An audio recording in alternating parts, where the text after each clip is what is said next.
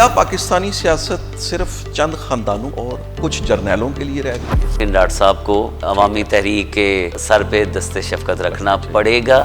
ये जो इल्म की विरासत तकसीम हो रही है ना डॉक्टर साहब की फैमिली में, ये असल जायदाद है जी। ये पाकिस्तान को इससे फ़ायदा उठाना चाहिए। डॉक्टर हुसैन जो है ना मुबारकबाद के मुस्तहिक। इसके अंदर कोई मीडिया का डर होता है?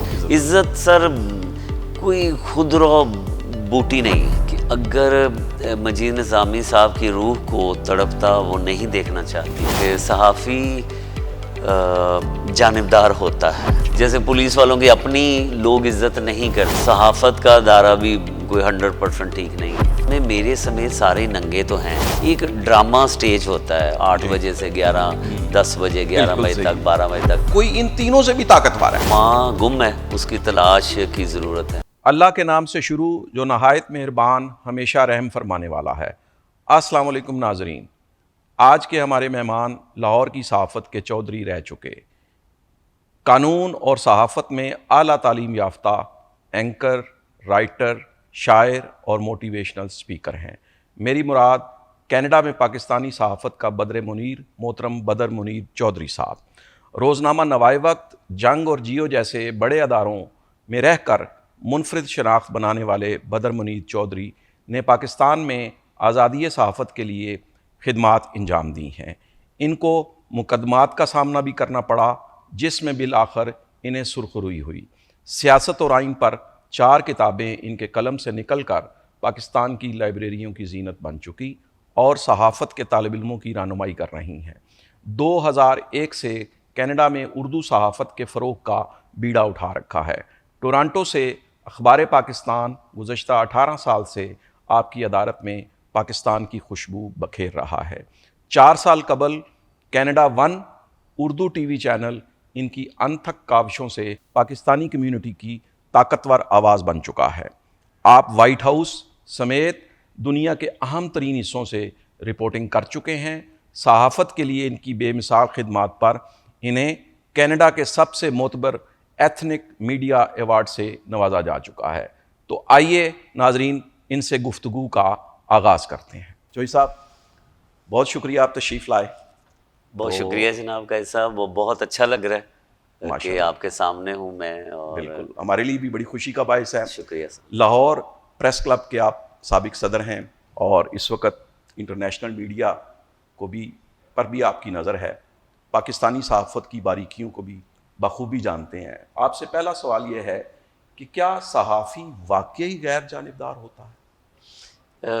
मेरा नहीं ख्याल कि सहाफ़ी जानिबदार होता है, होना भी चाहिए, लेकिन ज़िम्मेदारी और ऐसे असूल जो हैं जो वज़ा किए गए हैं सहाफ़ियों के लिए, अगर वो उस पर कायम रहे और अपनी राय का इजहार कर दे जी, तो कोई कबाहत ऐसी नहीं है। ठीक है।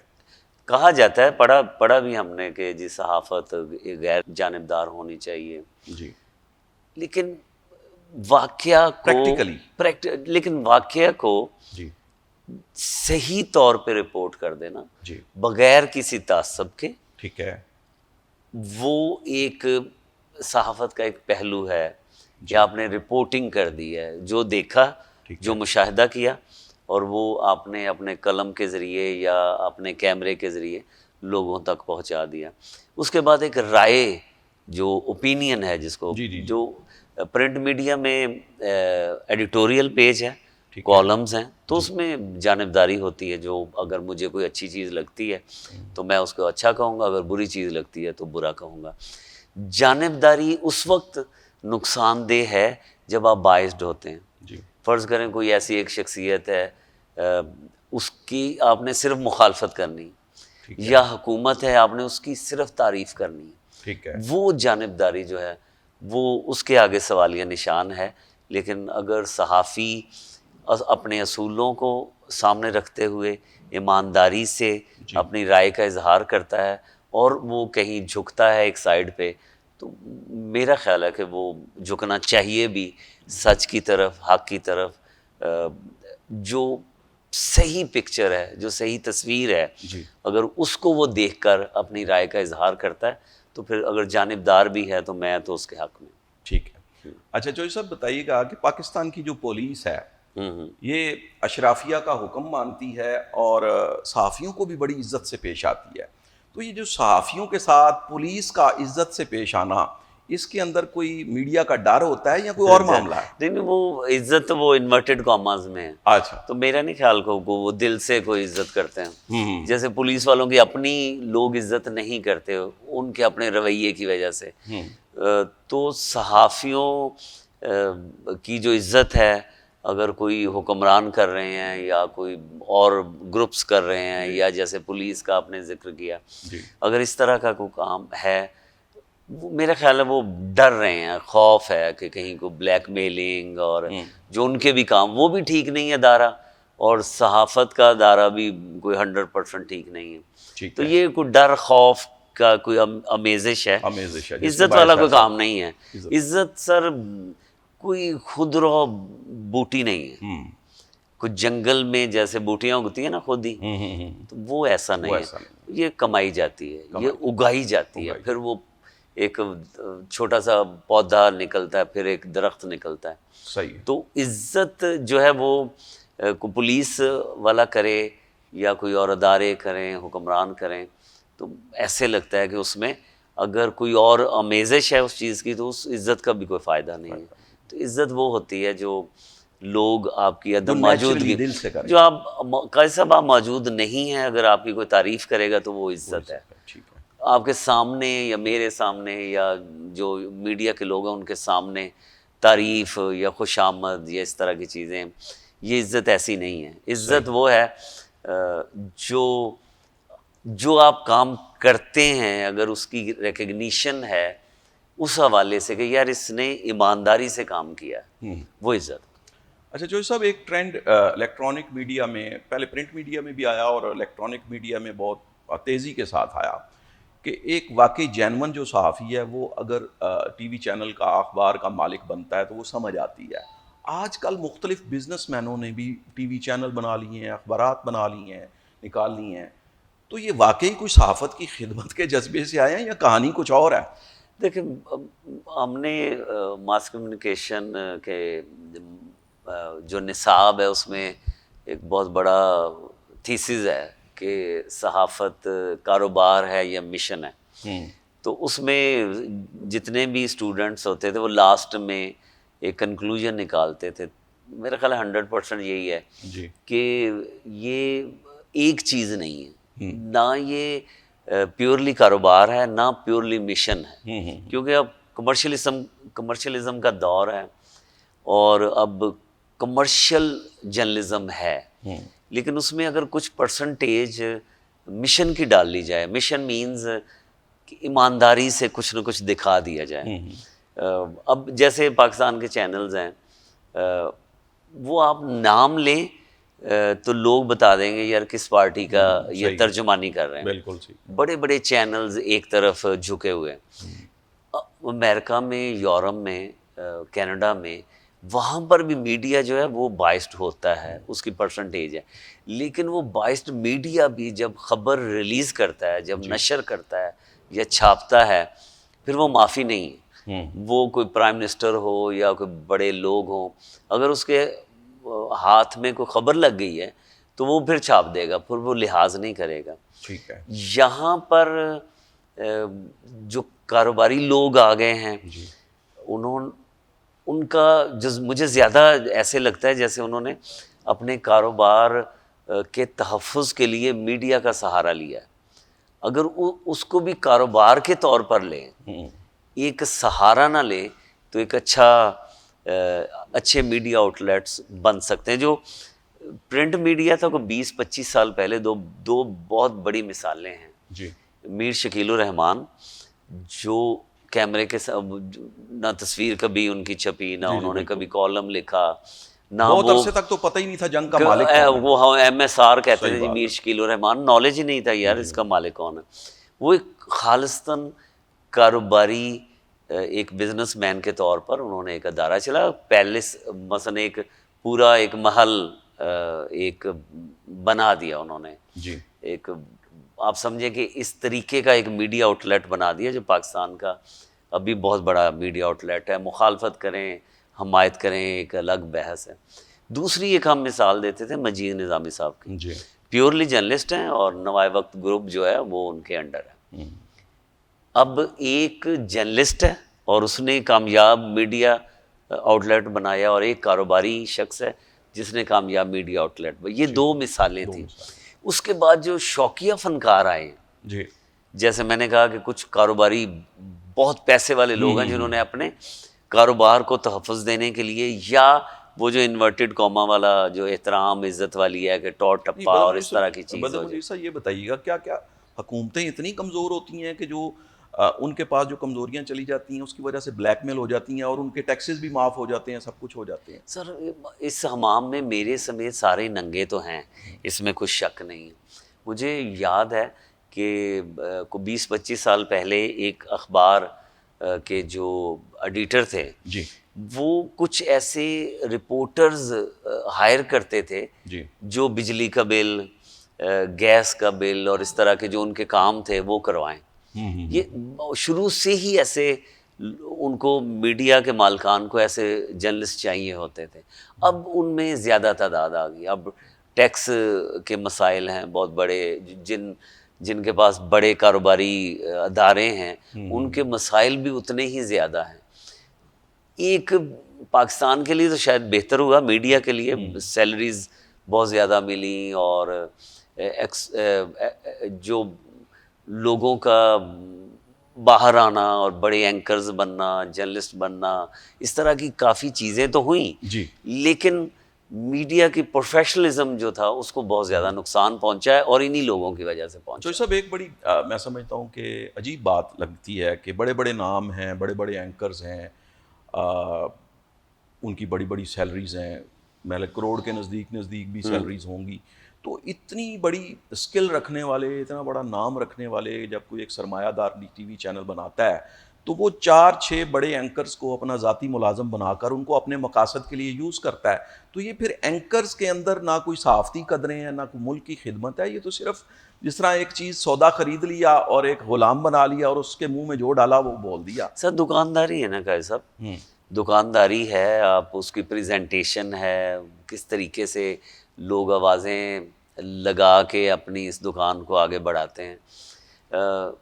میں آپ کی بات کو آگے بڑھاتے ہوئے یہ کہوں گا, کچھ پرسنٹیج جو ہے نا, جی دیکھیں ان کی بھی نوکریاں, ریٹنگ بھی ہے, لڑائی جھگڑے بھی کروانے ہیں, تھپڑ اور مکے بھی کروانے ہیں سارے.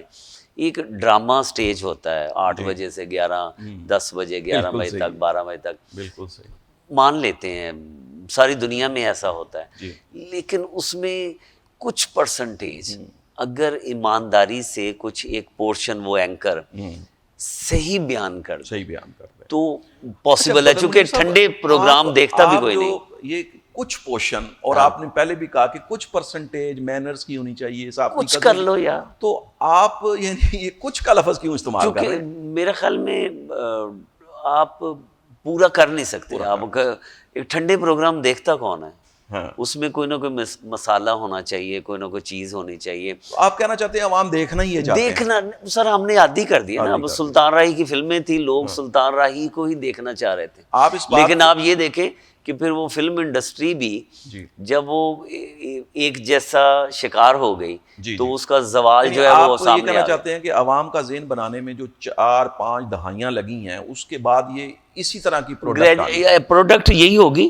لیکن اس میں اب جو میں اگر فرض کریں میں وہی کام کر رہا ہوں, میں کچھ پرسنٹیج پازیٹیو رکھوں گا. ٹھیک ہے یار لوگ اگر مجھے دیکھ رہے ہیں, میرا پروگرام دیکھ رہے ہیں, میں لڑائی جھگڑے بھی کروا رہا ہوں, میں جو کچھ بھی کر رہا ہوں, جو کچھ نظر آتا ہے ہمیں چینلز پہ, اگر میں کچھ حصہ جو ہے وہ تھوڑا سا پازیٹیو کوئی ایمانداری سے, کیونکہ 100% تو کوئی ایماندار ہے نہیں ہے, پاسبل بھی نہیں ہے اس سوسائٹی میں. آپ پھر وہ کوئی نہ آپ کو دیکھے گا نہ کوئی سنے گا. کچھ مسالے کے ساتھ ساتھ کچھ ہلکا سا جو ہے نا وہ ایک حصہ آپ پاکستان کے لیے یا انسانیت کے لیے کچھ ایسے کام ضرور کرنے چاہیے, ایسا بولنا ضرور چاہیے تاکہ ایجوکیشن کے لیے, صحت کے لیے, اویئرنیس کے لیے, ایسا ٹورزم کے لیے.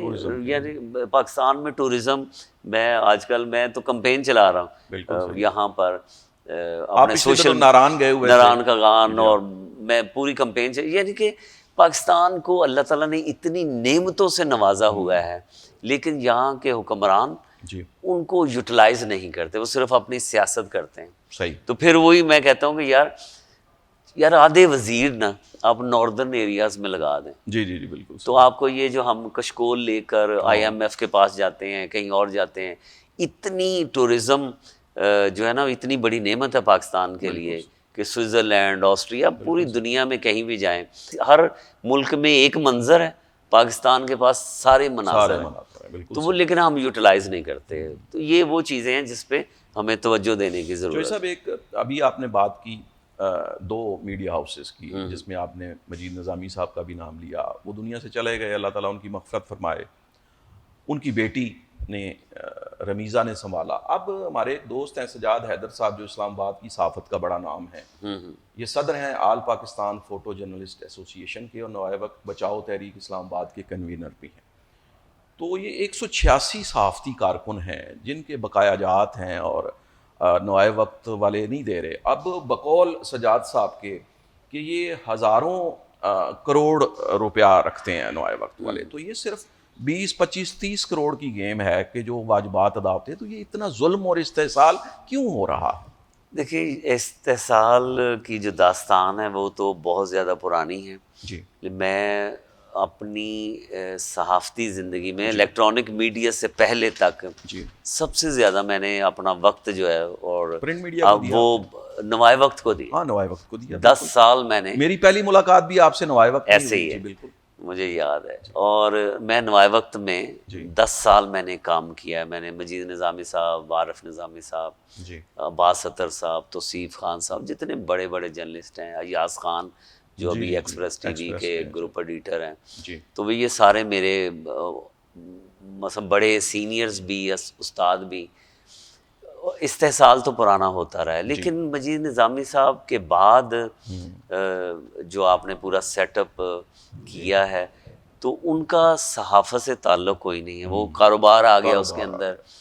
پھر اب کچھ گراؤنڈ جو قاضی صاحب جو گراؤنڈ ریئلٹیز ہیں نا, وہ ہمیں دیکھنا پڑیں گی. اس میں جو پیپر میڈیا ہے, پرنٹ میڈیا ہے, وہ ابھی 5 6 سال 10 سال کے بعد یہ غائب ہو جائے گا.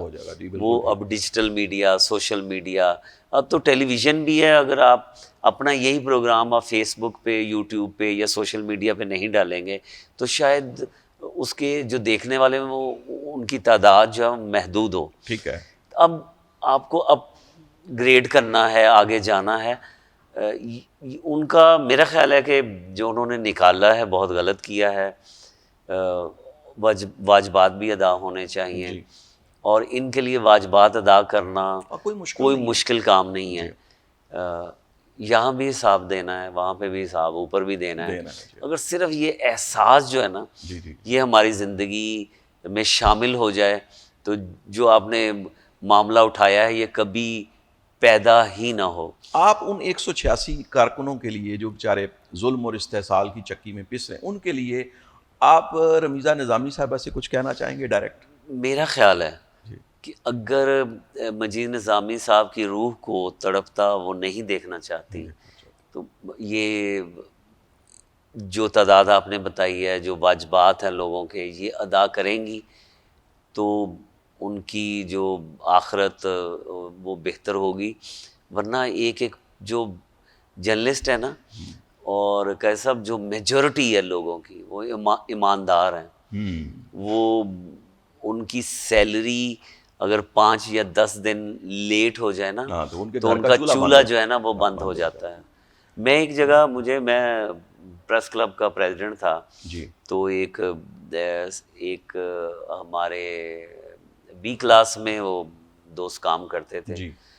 وہ مجھے کچھ شکایات تھیں کہ یار یہ کچھ لوگوں کی PR شپ کرتے ہیں, کچھ ایسے کچھ اضافی پیسوں کا انتظام کرتے ہیں. جی تو ہم نے ان پہ پابندی لگا دی کہ یار اب لاہور پریس کلب کی حدود کے اندر آپ کسی سے پیسے نہیں لے سکتے. نہیں لے سکتے. ٹھیک ہے.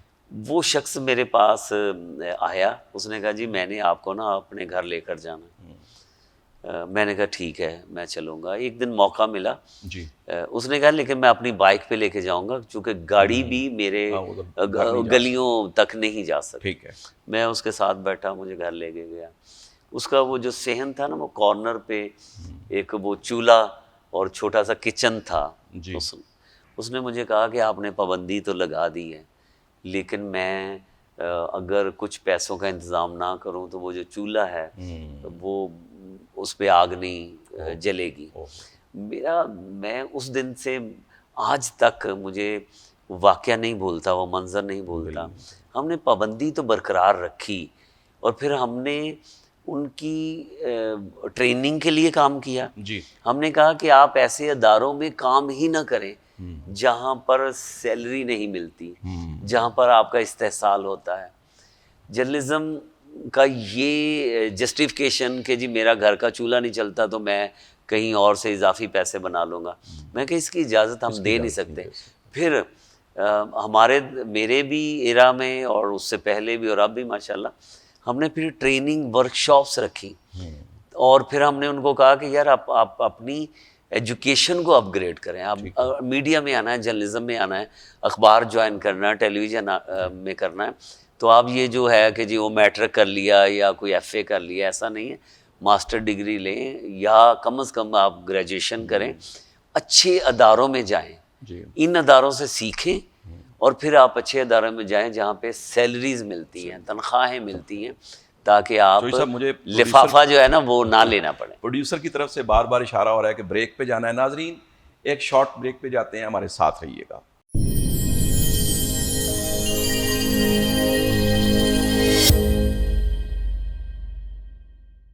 ویلکم بیک ناظرین. تو بدر منیر چوئی صاحب رمیزہ نظامی صاحبہ کو پیغام دے رہے تھے کہ اگر آپ چاہتی ہیں کہ ان کے والد گرامی مجید نظامی صاحب کی روح سکون میں ہو تو وہ ان ورکرز کے واجبات ادا کر دیں. بدر منیر چوئی صاحب اگلا سوال آپ سے یہ ہے کہ پرنٹ میڈیا نے اردو زبان کا بھرم قائم کر رکھا ہے, الیکٹرانک میڈیا پر تو روزانہ اردو کے بخیے ادھرتے نظر آتے ہیں, تو یہ جو غیر اعلانیہ اردو دشمنی ہے اس کا اونٹ کس کروٹ بیٹھے گا؟ کل نا کیسا سلمان حسن ہیں, نیوز کاسٹر ہیں, جنہوں نے جیو ٹیلی ویژن, سما, دنیا, ابھی جی این این میں ہیں, بڑے بڑے چینلز میں کام کیا ہے. گپ شپ ہو رہی تھی ان سے, کچھ ریکارڈنگ بھی تھی ان کا سوشل میڈیا کے لیے. جو نیوز کاسٹر ہے نا, نیوز کاسٹر اور نیوز ریڈر میں بہت زیادہ ڈفرنس ہے. نیوز ریڈر یہ ہے کہ اس کے سامنے جو سکرپٹ دے دیا گیا وہ اس نے پڑھ دینا ہے, اس نے اپنی عقل وزڈم کچھ سے استعمال نہیں کرنا. لیکن جو پاکستان ٹیلی ویژن تھا اس میں جب ہائر کرتے تھے نیوز ریڈر, اور اس وقت نیوز ریڈر ہی کہتے تھے, خالد حمید صاحب تھے, شائستہ زبیر الدین ہمارے کینیڈا میں, اظہر لودھی, سارے جتنے بھی ہیں, ایک بہت بڑے ادارے ہیں اسکول, وہ تلفظ پہ اور اردو پہ بہت زیادہ توجہ تھی. چونکہ جب ہائر کرتے تھے تو ان کا جو بھی ایگزام یا ان کا امتحان یا انٹرویو جو بھی تھا اس میں, اور اس کے بعد جو پورا ایک ریسرچ ڈپارٹمنٹ اور پروڈیوسر سبھی پڑھے لکھے تھے. جیسے کوئی لفظ جب ادا نہیں ہو پاتا تھا, جب وہ شروع میں ریڈنگ کرتے تھے, ان سے جب گفتگو ہوئی, میں نے کئی جو پرانے نیوز کاسٹر ہیں ان سے انٹرویوز کیے, تو انہوں نے کہا کہ ہم پوچھ لیتے تھے کہ یار اس کا کیا تلفظ ہے کیا. بالکل صحیح. اب یہ ہے کہ نہ تو پروڈیوسر جو ہے وہ اردو سے کو بہت زیادہ اس کو لگاؤ, یا میں اتنے بڑے بلنڈر, بہت زیادہ بلنڈر. اب یہ نیوز ریڈر بن گئے ہیں, وہ سامنے سے پڑھتے ہیں, ان کو کوئی نالج نہیں ہے. پہلے تو ایکسپریشن تھے کہ اگر کسی کی وفات کی خبر ہے تو اس پہ آپ نے ایکسپریشن کیا ہے, اگر کوئی اچھی خبر ہے تو پھر ایکسپریشن کیا ہے. ابھی کئی ایسی خبریں ہیں وفات والی, یہ مسکرا کے پڑھ رہے ہوتے ہیں کیونکہ ان کو نالج نہیں. سر جو نیوز کاسٹر ہے اچھا جرنلسٹ ہونا چاہیے, اچھا ریسرچر ہونا چاہیے, اس کو ٹیکنیکل چیزوں کا نالج ہونا چاہیے, کیمرے سے لے کے لائیو تک. اور جو بھی جو میں یہ جو کوالٹیز ہیں جو میں پیش کر رہا ہوں, وہی اچھے نیوز کاسٹر آپ کو نظر آئیں گے چینلز پہ. چونکہ کئی بار ایسا لائیو ٹرانسمیشن ہوتی ہے, پہنچ جاتے ہیں, 2 لائنیں جو ہیں پیچھے سے کنٹینٹ جو سکرپٹ ہے وہ دیتے ہیں, اور بار بار وہ جو نیوز کاسٹر صاحب ہیں یا صاحبہ ہیں وہ وہی کہ جی ہم آپ کو بتا رہے ہیں کہ جی وہاں پہ, ہم آپ کو بتا رہے ہیں وہاں پہ, ہم آپ کو, چوتھی لائن جو ہے وہ خود نہیں بول سکتے. تو یہ ایک ادارہ ہے جو وہ خراب ہو رہا ہے. جو پہلے تو میس کیم نہیں تھا, جدید ایجوکیشن نہیں تھی, اور بڑے بڑے جرنلسٹ پیدا ہوئے اور یہ ساری خوبیاں ان میں موجود تھی. اب یہ اتنی ایجوکیشن کی بھرمار ہے, اتنے ادارے ہیں سر, اتنے ادارے, تو اتنے بلنڈرز یہ تعلیم یافتہ جرنلسٹ کر رہے ہیں. مجھے لگتا ہے کہ جو میڈیا میں جو نوجوان آنا چاہ رہے ہیں نا, وہ پڑھنا نہیں چاہ رہے, وہ کیمرے کے سامنے آنا چاہ رہے ہیں. جرنلزم کیمرے کے صرف سامنے نہیں ہے. آپ سیکھیں, آپ اسسٹنٹ پروڈیوسر بنیں, پیچھے جائیں, کام کریں, اس کے بعد جب آپ کو نالج ہو جائے. اب مجھے نہیں پتا آپ نے کون سے سوالات کرنے ہیں, لیکن میرا چونکہ میں اسٹوڈنٹ ہوں جرنلزم کا, ساری چیزیں میں نے دیکھی ہوئی ہیں, پڑھا بھی ہوا ہے, ایکسپیرینس کچھ تھوڑا سا ڈیلی حاصل کرتا ہوں. تو میرے نالج میں نہیں آپ نے کون سا سوال کرنا ہے. آپ کے ناظرین دیکھ رہے ہیں, فرض کریں میں نے کوئی بلنڈر کر دیا, آپ کا سوال کچھ ہے اور سوال گندم ہے, جواب جو یا چنا ہے, تو وہ لوگ کہیں گے یار یہ کون سا احمق اور بیوقوف شخص بیٹھا ہوا ہے. تو اگر کچھ لوگ جو میں قاضی صاحب میں یقین کریں ابھی تک میں سیکھ رہا ہوں. طالب علمانہ اپروچ کے ساتھ میں سیکھ رہا ہوں, میں آپ سے بھی سیکھ رہا ہوں. آپ جیسے بول رہے ہیں, پڑھ رہے ہیں, میں آپ کی طرف دیکھ رہا ہوں, آپ کے ایکسپریشن دیکھ رہا ہوں, میں سیکھ رہا ہوں. ہر شخص سے انسان سیکھتا ہے.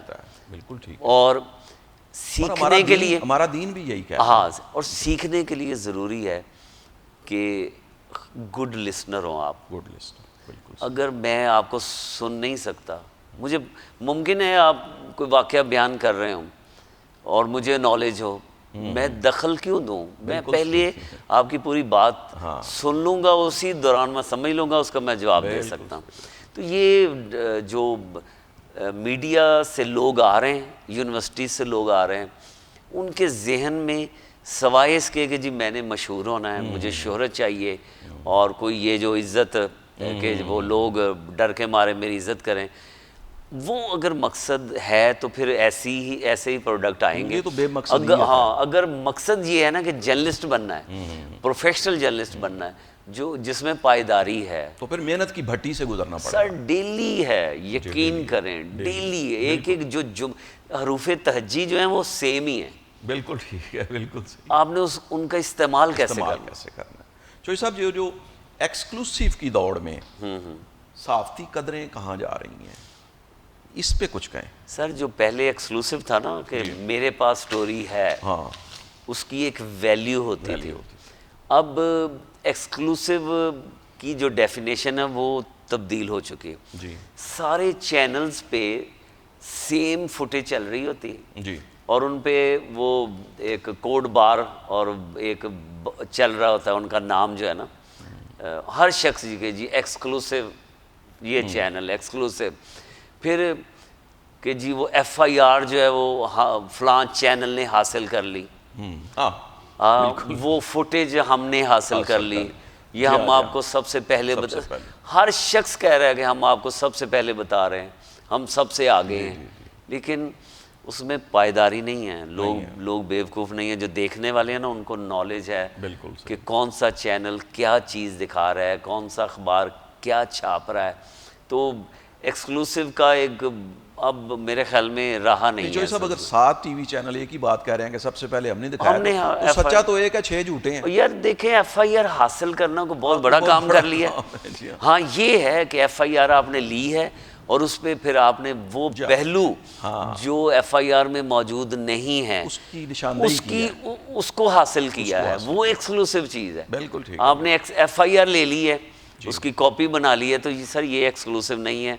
مجھے ایسے لگتا ہے کہ جو اوپر کے ایک ادارہ ہم کہتے تھے کہ نیوز ایڈیٹر جو تھا نا، وہ اتنا ویژن تھا اس کا پرنٹ میڈیا میں، اور ابھی بھی جو ڈائریکٹر نیوز ہیں ان کا اتنا ویژن ہونا چاہیے.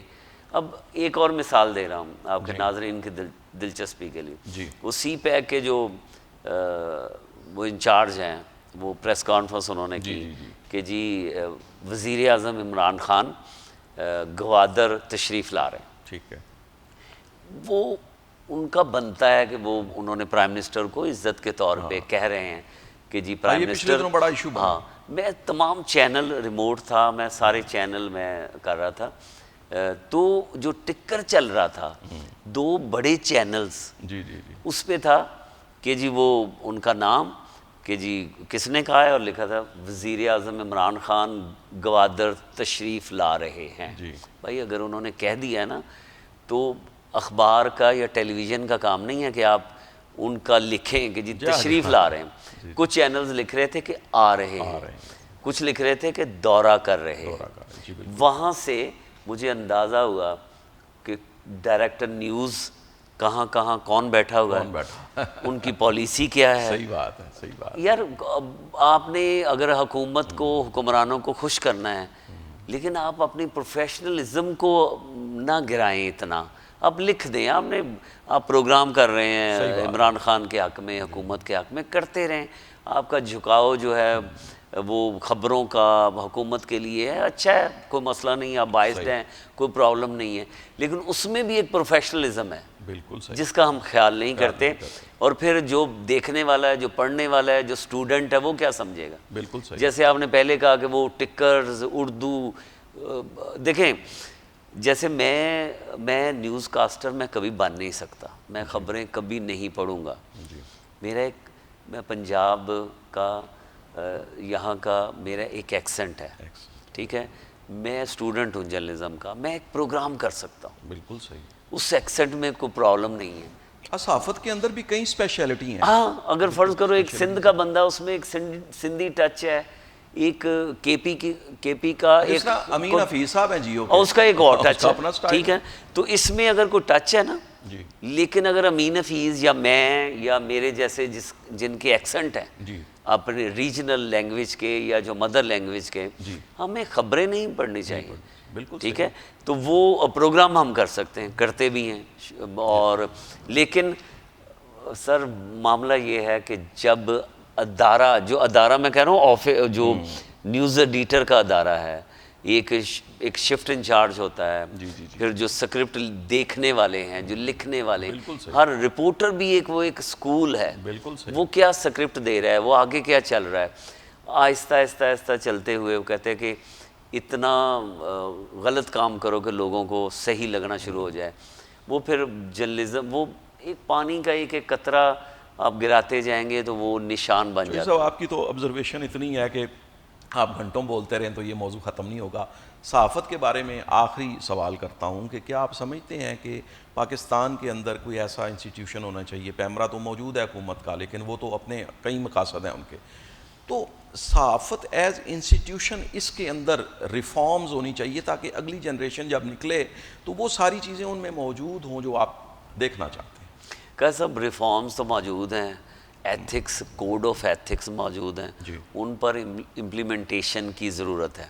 اب جیسے یہ پنجاب اسمبلی والوں نے ایک احمقانہ قسم کا بل پیش کیا کہ جو جرنلسٹ کسی رکن پارلیمنٹ اور رکن اسمبلی کے بارے میں کوئی ایسا چھاپ دے استحقاق مجروح، اس کو 3 مہینے جیل دی ہوا کو.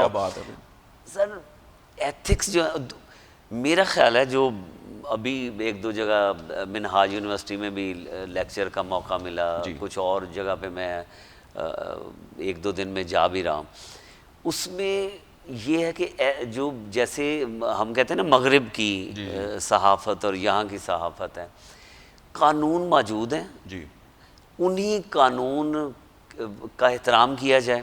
جیسے اگر میں آپ کی پگڑی اچھال دیتا ہوں، میں آپ کے خلاف کوئی ایلیگیشن لگا دیتا ہوں، تو پہلے وہ دیوانی قانون موجود ہے.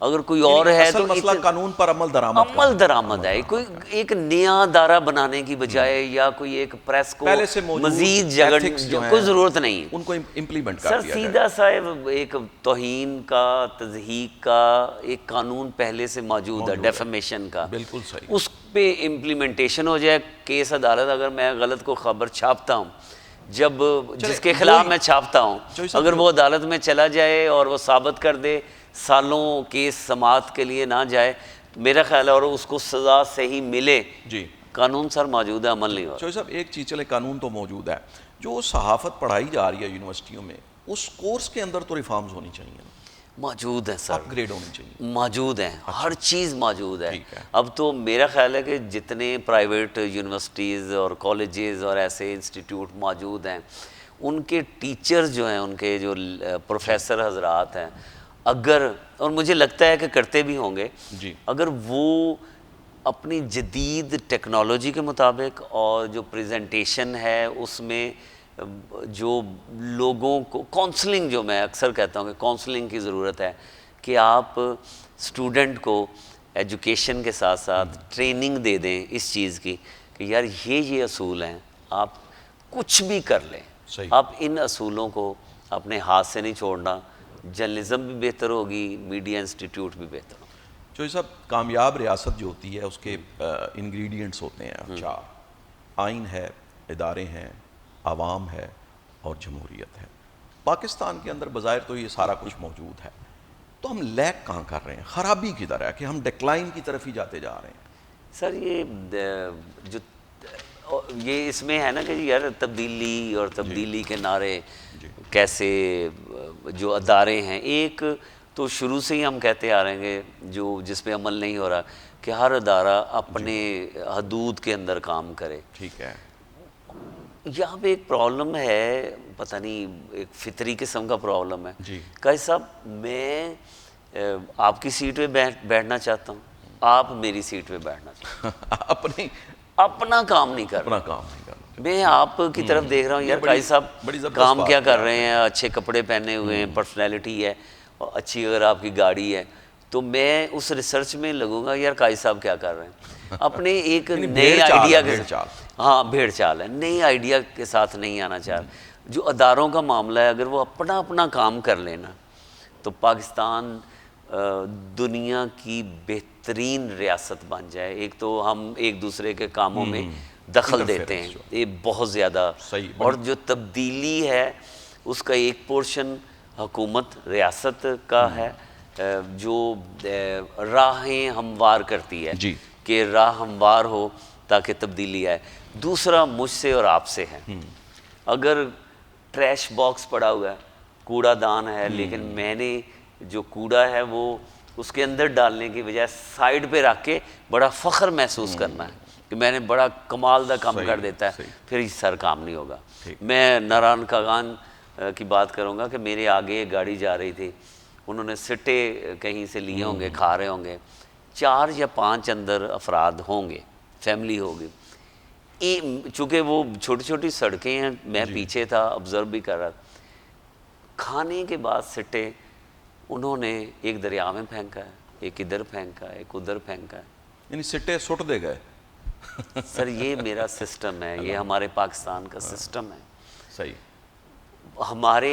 میری گاڑی دیکھیں گے اندر سے گندی ہوگی, میں جا کے صاف کروں گا.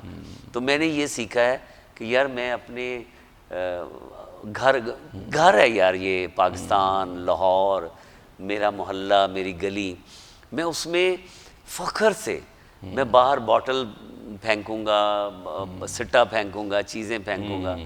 یہ سر یہ جو تبدیلی ہے نا, زیادہ ذمہ داری عام لوگوں کی ہے. یہ جو نعرہ ہوتا ہے نا کہ جی وہ پورے کا پوری سوسائٹی چینج ہو جائے, ایسے نہ قوم نہیں, پاسبل ہی نہیں ہے. وہ راہیں متعین کر سکتی ہے حکومت, تقریریں کر سکتی ہے, لوگوں کے لیے فیسلٹیز دے سکتی ہے, سہولتیں دے سکتی ہے, لیکن کوڑا جو ہے میں نے وہ کوڑے دان میں ڈالنا خود ہے. یہ پرابلم یہ ہے.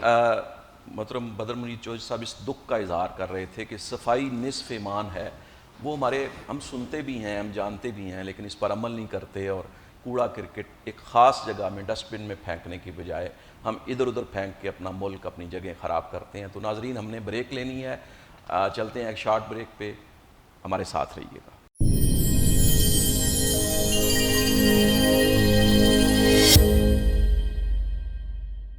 ویلکم بیک ناظرین، بدر مرید چوہی صاحب سے ہماری گفتگو کا سلسلہ جاری ہے۔ چوہی صاحب، آپ سے سوال اگلا یہ ہے کہ پچھلے دنوں کینیڈا میں ایک دہشت گردی کا واقعہ ہوا، ایک پاکستانی فیملی کو نشانہ بنایا گیا، تو اگلے ہی دن ریاست ماں کے طور پہ نظر آئی۔ ایک واقعہ پاکستان میں بھی ہوا جس کو 7 سال سے زائد ہو چکے، کہ 100 افراد کو ماڈل ٹاؤن میں سیدھی گولیاں ماری گئیں، جس میں 14 اس دنیا سے چلے گئے۔ تو یہاں تو آج تک ماں نظر نہیں آئی، یہ فرق کیوں ہے؟ ایک تو میرے خیال میں وہ ماں گم ہے، اس کی تلاش کی ضرورت ہے۔ جی کینیڈا میں جو پاکستانی فیملی کے ساتھ ہوا، جی گاڑی کے نیچے ان کو کچل دیا گیا، جی کینیڈا کی ہسٹری میں پہلی بار جی وہاں کی جتنی لیڈرشپ تھی، جی چونکہ میں 3 دن لنڈن انٹاریو میں رہا جی اپنے پیشہ ورانہ فرائض کے لیے، صحافت کے لیے، جی prime minister Justin Trudeau, N D P کے لیڈر جگمیت سنگھ، اور کنزرویٹو پارٹی ایرن اوٹول اس کے جو لیڈر ہیں، کنزرویٹو پارٹی کے بارے میں یہ سمجھا جاتا ہے کہ یہ کوئی مسلمان کمیونٹی یا امیگرینٹ کمیونٹی کے بہت زیادہ قریب نہیں ہے، ایک تاثر ہے اس کے بارے میں۔ یہ تینوں لیڈرز ایک جگہ پہ موجود تھے اگلے ہی دن، جیسے آپ نے کہہ دیا، اور میں وہاں پہ میں بھی موجود تھا، اور کووڈ کی وجہ سے ریسٹرکشنز تھیں، لیکن کو 15-20 ہزار لوگ وہاں پہ موجود تھے، چونکہ ریسٹرکشن اس دن انہوں نے ختم کر دی تھی۔ جی تمام حکومتیں صوبائی سطح کی ہوں، ضلعی سطح کی ہوں یا وفاقی سطح کی، ٹھیک ہے، تمام سیاسی جماعتوں کی لیڈرشپ کسی صوبے سے ہو، ان کے بارے میں کوئی تاثر ہو، اور وہاں پر وہ موجود تھے اور ایک سٹیج پر موجود تھے۔ میں نے اپنی آنکھوں سے، میں 20 سال سے میں کینیڈا میں ہوں، میں کئی دہائیوں سے جرنلزم میں ہوں، انٹرنیشنل پولیٹکس پہ بھی نظر ہے، کچھ پاکستان پہ بھی کچھ کام کرتا ہوں میں، جی لیکن میں نے ایسا منظر نہیں دیکھا۔ ٹھیک ہے، اور پھر میں نے یہ بھی دیکھا سر قیس صاحب جی کہ صرف مسلم کمیونٹی نہیں تھی، میں اس جگہ پہ بھی موجود تھا جہاں پہ یہ واقعہ ہوا، میں نے اپنی آنکھوں سے دیکھا کہ گورے بھی، اور ان میں عمر کا لحاظ بھی نہیں، عورت، مرد، بچے، نوجوان، میں نے ان کو جب وہ پھول رکھ رہے تھے، میں نے ان کو یہ نہیں دیکھا کہ ان کی آنکھوں کے اندر آنسو ہیں، میں نے آنسوؤں کو ٹپکتے ہوئے بھی دیکھا ہے۔ اللہ، وہ دیکھیں، پاکستانی فیملی تھی، ہمیں تو دکھ ہے، جی جی مسلمان تھا، مسلم کمیونٹی کو دکھ ہے، پوری دنیا میں تکلیف ہوئی ہے، لیکن میں نے دوسری کمیونٹیز کو جن کا مذہب بھی الگ ہے لیکن وہ انسانیت کی بنیاد پہ، میں نے ان کی آنکھوں میں آنسو دیکھے ہیں۔ اور اس سے پہلے جب یہ ساری لیڈرشپ کٹھی تھی تو لوگوں نے لحاظ نہیں کیا کہ ان کی صحت جو ہے وہ سٹیک پہ لگی ہوئی ہے، لوگ کافی عرصے کے بعد کندھے سے کندھا ملا کے لوگ کھڑے ہوئے تھے، ایس او پیز کو بھی انہوں نے سائڈ پہ کر دیا سر، سب کچھ کر دیا، ٹھیک ہے، اور انسانیت کی بنیاد پہ، ایک ایجنڈا انسانیت کی بنیاد پہ کہ یار ملٹی کلچرل ایک ملک ہے، کسی کمیونٹی کے ساتھ ہوا ہے، کل کسی اور کے ساتھ ہو سکتا، وہاں پہ کھڑے تھے۔ اور دہشت گردی کی دفاع جو سیکشنز تھے وہ اس ملزم پہ لگائے گئے۔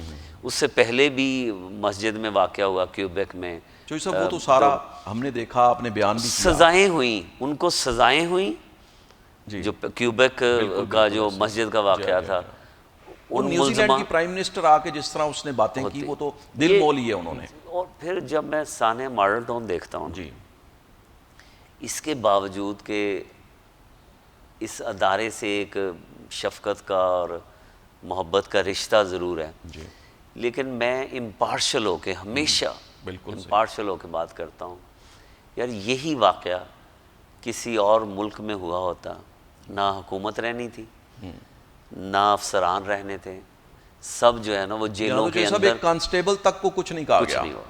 یہ ایک ایسا واقعہ ہے جس نے، میرا خیال ہے پاکستان کا جو سسٹم ہے نا، یہ اس کی ایک مثال ہے کہ آپ لوگوں کو بھون دیں، لوگوں کو مار دیں، بچے، خواتین. اور مجھے تکلیف اس وجہ سے ہوتی ہے کہ جو خون کا رنگ جو ہے نا، جنہوں نے مارا ہے وہ اور جو مرے ہیں وہ بالکل ایک ہیں. اچھا، جیسے آپ نے جرنلزم میں کچھ ایسے لوگوں کا ذکر کیا جنہوں نے استحصال کیا ہے. جی یہ کچھ یہ جو واقعہ ہے نا، یہ جنہوں نے کیا ہے نا، ان کے گوشت کے لوتھڑے نہیں ہیں دل میں.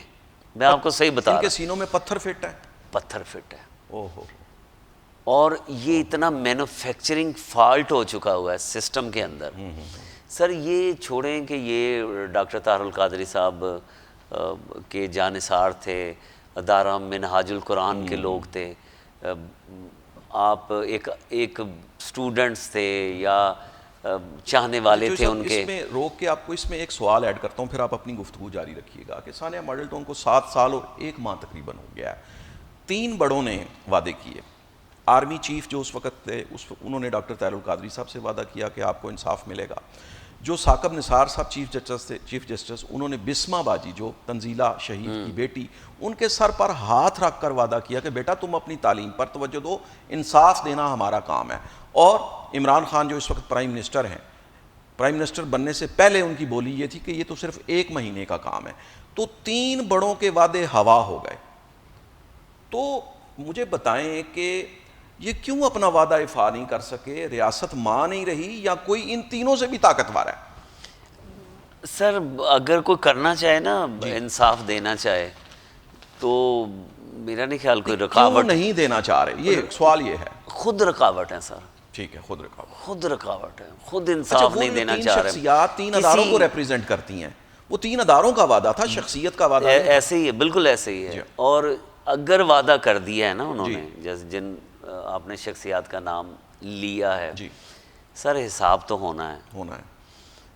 اگر فرض کریں انصاف یہاں پر دستیاب نہیں ہے، ٹھیک ہے، گمشدہ کوئی چیز ہے، جی، وہ آخرت میں جو شہداء ہیں اور ان کی فیملیز ہیں اور وہ لوگ جو انصاف کے لیے جدوجہد کر رہے ہیں، سر یہ اس کا جزا تو ملے گی، اور جن لوگوں نے کیا ہے ان کو سزا بھی ملے گی. یہ جو اللہ تعالیٰ کا نظام ہے نا سزا اور جزا کا، آپ کچھ بھی کر سکتے ہیں سر، اس نظام میں دخل نہیں دے سکتے. صحیح ہے.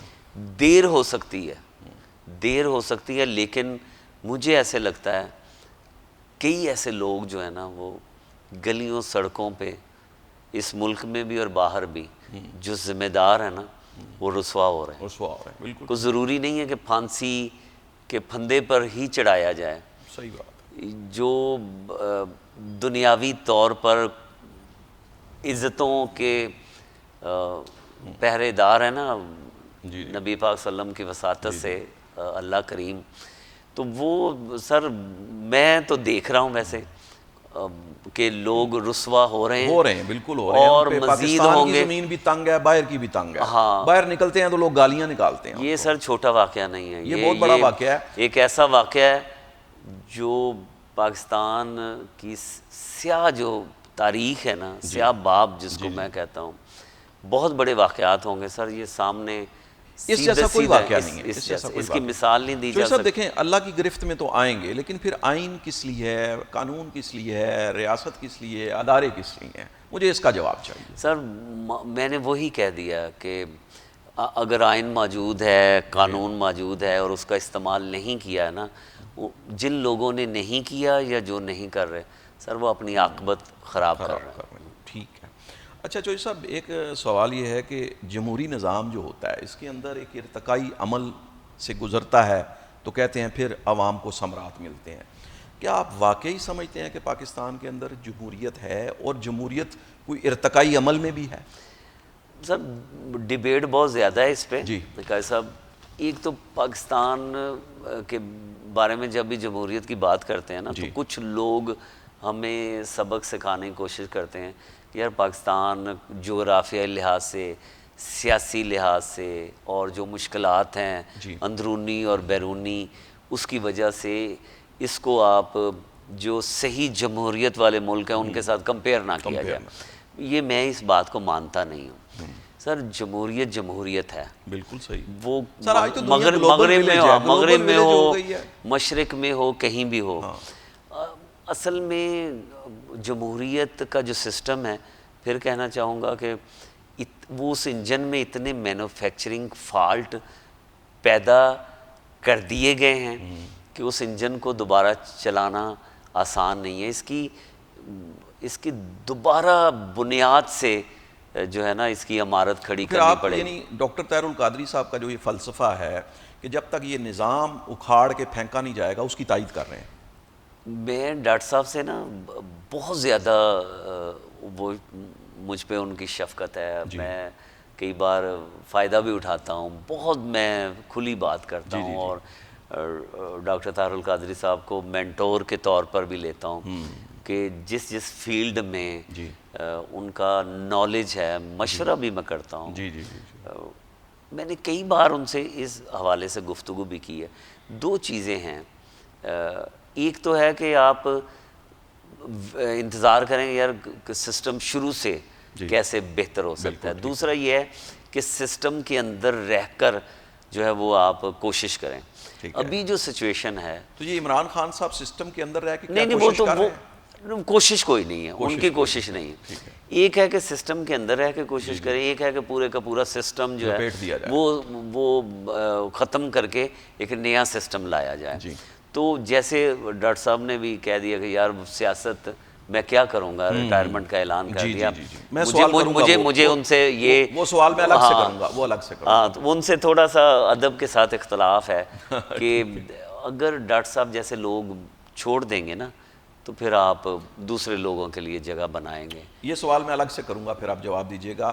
آپ نے پچھلے دنوں منہاج یونیورسٹی کا وزٹ بھی کیا، وہاں آپ کا لیکچر تھا پاکستانی صحافت اور مغربی صحافت کا تقابل.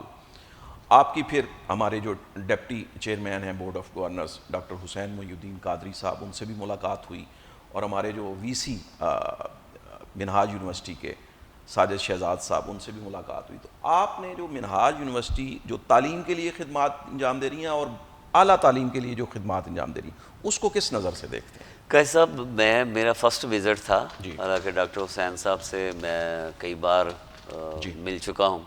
تو اس بار میں نے طیب شیخ صاحب ہمارے دوست ہیں، ان سے میں نے گزارش کی کہ یار میں وزٹ بھی کرنا چاہ رہا ہوں، چونکہ نالج تو تھا کہ یہ چیزیں ہیں. طیب شیخ صاحب سے آپ کی دوستی اتنی پکی ہے کہ آج جب آپ انٹرویو کے لیے جب تشریف لائے ہیں تو طیب شیخ صاحب آپ کے ہمراہ تھے، وہ آپ کو ساتھ لے کے آئے ہیں. نہیں، محبت ہے سر، ان کی بہت زیادہ شفقت کرتے ہیں مجھ سے.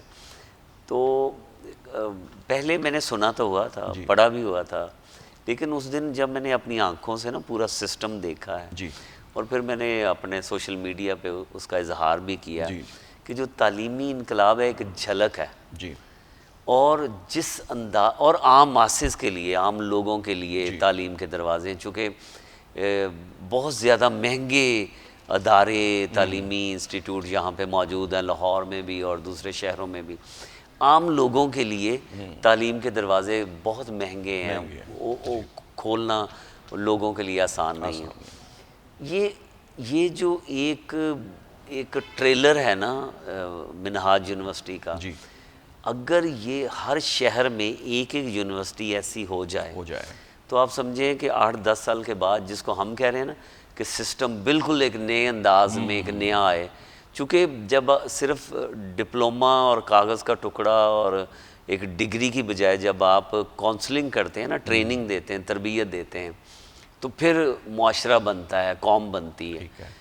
میں تو سر بہت خوش ہوا ہوں قیس صاحب، اور میں پوری انتظامیہ، پورے اساتذہ، پورا بورڈ، ڈاکٹر حسین صاحب، ڈاکٹر حسن، ڈاکٹر طاہر القادری صاحب، مجھے ایسے لگا ہے کہ پہلے جو ہے میں زبانی سنتا تھا کہ یار اتنا بڑا ادارہ اور ہم یہ تربیت دے رہے ہیں.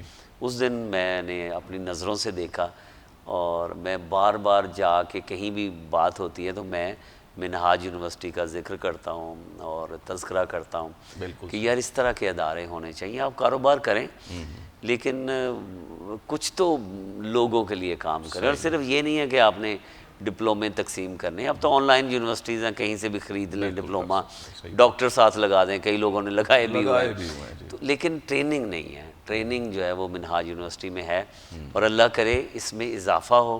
جیسے ڈاکٹر حسین صاحب نے مجھے بتایا کہ اور بھی جو آپ دیکھیں کہ جو اینٹی ٹیررزم, جو کاؤنٹر ٹیررزم کہیں نہیں پڑھائی جاتی. کئی جو بین المذاہب جو ریسرچ ہے وہ کسی یونیورسٹی میں موجود نہیں ہے. تو یہاں پہ ایسے ایسے جو ڈپارٹمنٹ ہے, منہاج یونیورسٹی پائنیئر ہے, جو ان کی ضرورت ہے سر. یہ جدید جس کو تعلیم کہتے ہیں نا, اس کی ضرورت ہے. ڈاکٹر صاحب ڈاکٹر حسین جو ہے نا مبارکباد کے مستحق ہیں. اچھا, میں ایک اور سوال کرتا ہوں. پاکستان کے دیگر سیاستدانوں کی اولادوں سے بھی آپ ملے ہیں, اور ڈاکٹر صاحب کے بیٹوں سے بھی آپ کی ملاقات ہے. ان کا جو ایک یونیورسٹی رن کر رہے ہیں وہ بھی آپ کے سامنے ہے. کیا فرق محسوس کیا آپ نے؟ سر یہ جو وراثت ہے نا, جی, یہ دولت کی وراثت نہیں ہوتی, وہ ختم ہو جاتی ہے.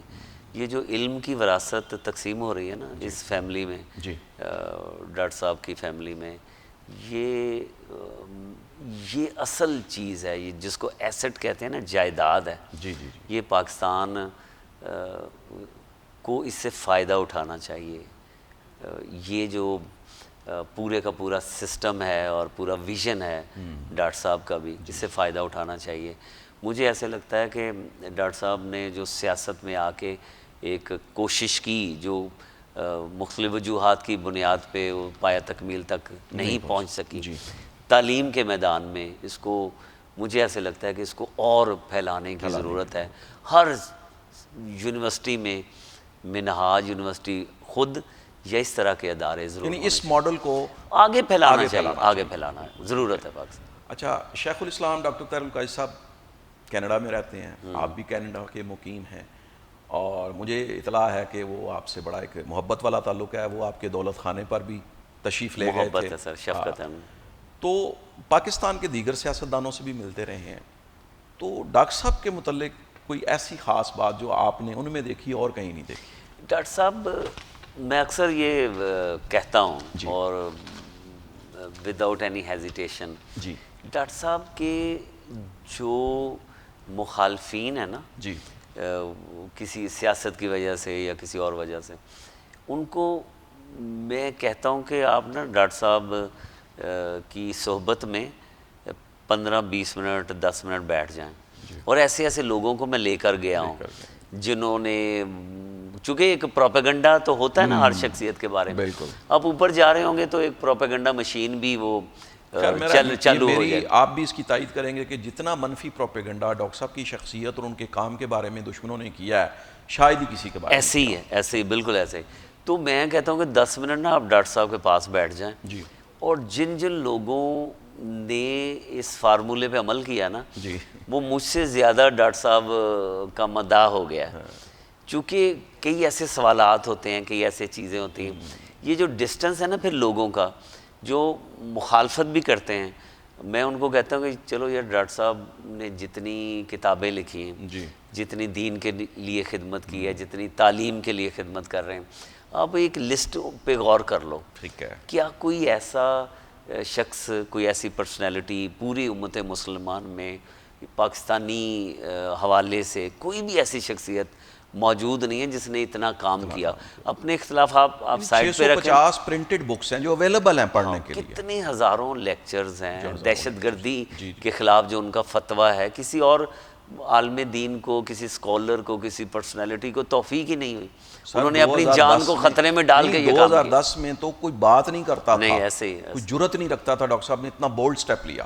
ڈاکٹر صاحب میں جو آپ نے کہا نا ڈفرنس کیا ہے, ڈاکٹر صاحب میں جو ایک ٹالرنس کا کسی کو سننے کے لیے, اور اس کے بعد پھر اس کو اپنا جو بات جواب دیتے ہیں, یہ دونوں میں ایک بہت زیادہ میں نے بے نظیر بھٹو صاحبہ, میاں نواز شریف, بلکہ نوابزادہ نصر اللہ, جو جتنی پرانی قیادت تھی, جتنی موجودہ ہے, عمران خان صاحب کے میں نے انٹرویو کیے, میں گپ شپ بھی کی, تو یہ گڈ لسنر ہیں ڈاکٹر صاحب، اگلے کی بات بڑی توجہ سے سنتے ہیں اور پھر ان کو پھر جو جواب دیتے ہیں دلائل کے ساتھ، یہ کم شخصیات میں ہے، لوگوں میں ٹالرنس نہیں ہے ڈاکٹر صاحب کہ کسی حوالے سے آپ مخالفت بھی کر دیں سامنے تو وہ دیکھتے ہیں کہ اس کا کیا جواب دینا ہے، اور 5-10 منٹ چاہیے ڈاکٹر صاحب کی محفل میں بیٹھ جائیں اور پھر آپ ساری زندگی میں نے دیکھا ہے پھر وہ لوگ تعریفیں کرتے ہیں۔ ماشاء اللہ۔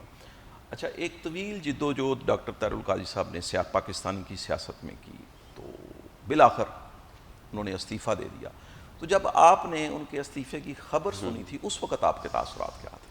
ایک تو استعفیٰ پہلے دیا تھا انہوں نے رکن قومی وہ تو قومی اسمبلی، اسمبلی نہیں، یہ جو سیاست سے وہ بھی خبر میں نے بریک کی آپ نے تھی، بریک کی، ڈاکٹر صاحب نے جہاز میں بیٹھ کے وہ استعفیٰ لکھا تھا، وہ کئی صفحوں پہ مبنی تھا، وہ ایک ڈاکومنٹ ہے، تاریخی ڈاکومنٹ۔ ہاں، تو وہ بھی میں نے خبر بریک کی تھی۔ ابھی بھی جب ریٹائرمنٹ کا اعلان کیا تو مجھے اچھا نہیں لگا، صاف سی میں بات کروں۔ اس کی ریزن یہ ہے کہ آپ کو دکھ ہوا؟ تکلیف ہوئی، میں نے اظہار بھی کر دیا، میں نے اظہار بھی کر دیا۔ ڈاکٹر صاحب کا اپنا موقف، ان کے دلائل اپنی جگہ ہیں، لیکن میں سمجھتا ہوں کہ پاکستان اختلاف میں بھی محبت ہے۔ ہاں، اس میں ہے اس میں ایک جو ایک اپنائیت کا جذبہ ہے اور ان کی شفقت ہے۔ میں سمجھتا ہوں کہ ڈاکٹر صاحب کو پہلے تو آنا ہی نہیں چاہیے تھا۔ اچھا، ہاں، صاف سی بات ہے، اگر وہ آگے تھے اس میدان میں پھر ان کو ریٹائرمنٹ کیوں نہیں چاہیے تھا؟ یہ بڑا ایک میرے لیے آنے سے مراد ہے کہ پھر یہ جب ان کا میں پولیٹیکل جرنی دیکھتا ہوں اور لاسٹ میں وہ ریٹائرمنٹ کا اعلان کرتے ہیں، جب یہ وہ پورا سفر دیکھتا ہوں تو پھر میں کہتا ہوں کہ پھر آتے ہی نہ۔ اچھا، ٹھیک ہے، لیکن جب وہ آ گئے اس میں پھر وہ جاتے نہ۔ ٹھیک ہے، ان کے دلائل اپنی جگہ، ان کی باتیں اپنی جگہ، گراؤنڈ ریئلٹیز کی بنیاد پر ان کا فیصلہ ہے، لیکن میں ان کو ابھی بھی میں نے کہہ بھی دیا ہے، میں ابھی آپ کے فورم پہ بھی کہنا چاہوں گا کہ وہ کچھ نہ کچھ جو ہے نا حصہ پاکستان کی پولیٹکس کو بہتر کرنے کے لیے ادا کرتے رہیں، چونکہ پاکستان کو ایسی شخصیات کی بہت زیادہ ضرورت ہے جو پاکستان کے ساتھ ایمانداری کا روا رکھنا چاہ رہے ہیں، پاکستان کو بہتر رکھنا چاہ رہے ہیں، پاکستانی قوم کی فلاح چاہ رہے ہیں۔ تو میری تو ابھی بھی گزارش، ریکویسٹ، اپیل ہے کہ ڈاکٹر صاحب کچھ جو ہے نا وہ اپنا دست شفقت پاکستان عوامی تحریک تو اپنا کام کر رہی ہے۔ اچھا، ٹھیک۔ تو آپ سمجھتے ہیں کہ ڈاکٹر طاہر القادری صاحب کو پاکستان عوامی تحریک کی یعنی فارمل سرپرستی بھی رہنی چاہیے تھی؟ میں سمجھتا ہوں کہ ضروری ہے، اس کے بغیر جو ہے نا دیکھیں شخصیات سے ادارے بنتے ہیں، پارٹیز بنتی ہیں، اس میں کوئی شک والی بات نہیں ہے۔ ڈاکٹر صاحب نے پورا سسٹم بنا دیا ہے، لیکن ڈاکٹر صاحب کو عوامی تحریک کے سر پہ دست شفقت رکھنا پڑے گا اگر وہ یہ چاہتے ہیں کہ یار کچھ بہتری ہو۔ ٹھیک ہے۔ اچھا چوہدری صاحب، اصغر خان پاکستان کی سیاست سے کنارہ کش ہو گئے اور اس کے بعد ڈاکٹر طاہر القادری صاحب نے بھی پاکستانی سیاست سے استعفیٰ دے دیا، تو کیا پاکستانی سیاست صرف چند خاندانوں کے لیے ہے اور کچھ جرنیلوں کے لیے رہ گئی ہے؟ تو یہی تو میں کہہ رہا ہوں کہ ڈاکٹر صاحب پیچھے نہ ہٹیں، تاکہ جو آپ نے سوال کیا ہے آئندہ جو کوئی اینکر اور کوئی جو آپ جیسا جید انٹرویو کرنے والا جو پوری ریسرچ کے ساتھ آتا ہے، تو یہ سوال اصغر خان اور پھر اس کے بعد ڈاکٹر طاہر القادری صاحب اور پھر ایسے لوگ جو سیاست سے کنارہ کشی جنہوں نے اختیار کی ہے وہ نہ کریں۔ دیکھیں، ضروری نہیں ہے آپ کو حکومت ملے، ضروری نہیں ہے کہ ڈاکٹر صاحب پاکستان کے پرائم منسٹر بنے یا صدر بنے یا کوئی اور بنے، ایک سسٹم دے دیں یار۔ عوامی تحریک ہے یا کوئی ضروری نہیں ہے کہ آپ اس تحریک کے ذریعے ہی کام کریں۔ ٹھیک ہے۔ اب پاکستان کا جو سیاسی نظام ہے اس پہ لیکچرز، اس پہ اپنا کوئی آرٹیکلز، چیزیں لکھتے رہیں، بولتے رہیں، کہتے رہیں، تاکہ کوئی نہ کوئی جو سیاست کے طالب علم ہیں وہ کچھ سیکھتے رہیں۔ آپ سمجھتے ہیں کہ پاکستان کے اداروں میں اور عوام کے اندر کہ اب بھی اس فلسفے اور اس فکر کے خریدار موجود ہیں؟ کیوں نہیں ہے سر؟ بالکل ہیں، کوئی نہ کوئی آپ دیکھیں گے ادارہ آپ کا موجود ہے نا جہاں پہ ہم بیٹھے ہیں، لوگ کام کر رہے ہیں، آپ سے محبت کرنے والے بھی۔ سر 100% لوگ محبت نہیں کرتے، کچھ لوگ مخالفت بھی کرتے ہیں، لیکن آپ مخالفین کی وجہ سے محبت کرنے والوں کو چھوڑ نہیں سکتے۔ مخالفین کا ہونا اس بات کی علامت ہے کہ آپ حق پہ ہیں، کوئی کام کر رہے ہیں تو ٹھیک ہے۔ تو اس میں یہ ہے کہ ڈاکٹر صاحب جو ہیں وہ کوئی کام سیاست کے لیے خاص طور پہ ان کو کرنا چاہیے۔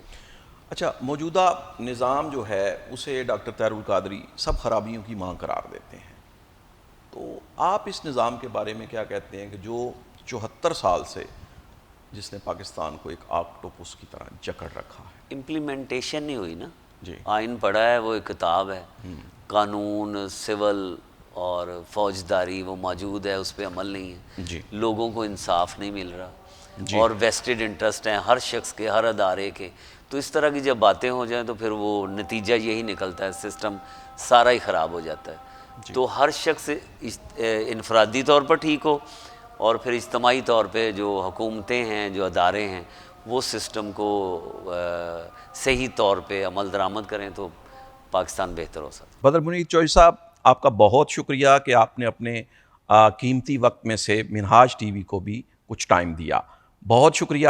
ناظرین، بدر منیر چوہدری صاحب جو سابق صدر ہیں لاہور پریس کلب کے، ان سے ہماری گفتگو جاری تھی، اور وہ اس بات پر کمیٹڈ نظر آئے کہ پاکستان کی صحافتی اداروں کے اندر، پاکستان کے اندر صحافت کے حوالے سے قانون بھی موجود ہے، اعلیٰ تعلیم بھی موجود ہے۔ صرف انہوں نے یہ کہا کہ جو اسٹوڈنٹس ہیں وہ اپنی سٹڈی پر اور اپنے آپ کو پروفیشنل بنانے کے اوپر محنت کریں، جو اس ڈگر پر، اس راہ پر چلے گا وہی میڈیا میں اپنا نام پیدا کر سکے گا۔ اس کے علاوہ پاکستان کے اندر جو نظام کی خرابی ہے، جو سسٹم ہے، وہ نہ جمہوریت کو چلنے دے رہا ہے، نہ عوام کو خوشحالی دے رہا ہے، نہ ہی ملک کو خود مختاری اور استحکام دے رہا ہے اور وقار دے رہا ہے۔ تو وہ ڈاکٹر طاہر القادری صاحب کی اس بات سے متفق نظر آئے کہ نظام بدلنا چاہیے۔ اب انہوں نے یہ کہا، بدر منیر چوہدری صاحب نے، کہ نظام کو بدلنے کے لیے اندر سے بھی کوشش ہونی چاہیے، اور نظام کو بدلنے کے لیے باہر سے بھی کوشش ہونی چاہیے۔ باہر کی کوششوں کے حوالے سے انہوں نے جو منہاج القرآن کا جو تعلیمی کام ہے، خصوصاً منہاج یونیورسٹی کے حوالے سے انہوں نے بڑے ہی اچھے خیالات کا اظہار کیا، اور انہوں نے کہا کہ میرے لیے بہت بڑی یہ خبر ہے اور میرے لیے بڑی ٹھنڈی ہوا کا جھونکا ہے کہ منہاج یونیورسٹی جس نہج پر اسٹوڈنٹس پیدا کر رہی ہے، تو ان کا کہنا تھا کہ پاکستان کے مختلف شہروں میں منہاج یونیورسٹی کی شاخیں کھلنی چاہیے، اور ان کا ماڈل جو ہے وہ کاپی ہونا چاہیے، اور دیگر اداروں کو بھی اس ماڈل کے ذریعے اسٹوڈنٹس کو تعلیم دینی چاہیے۔ ڈاکٹر طاہر القادری کے استعفے کے حوالے سے آپ رنجیدہ نظر آئے، اور انہوں نے کہا کہ ڈاکٹر طاہر القادری صاحب جیسی شخصیت کو سسٹم کی بہتری کے لیے، پاکستان عوامی تحریک کی حقیقی سرپرستی کے لیے موجود ہونا چاہیے تھا، اور وہ ڈاکٹر طاہر القادری کے استعفے سے خوش دکھائی نہیں دیتے۔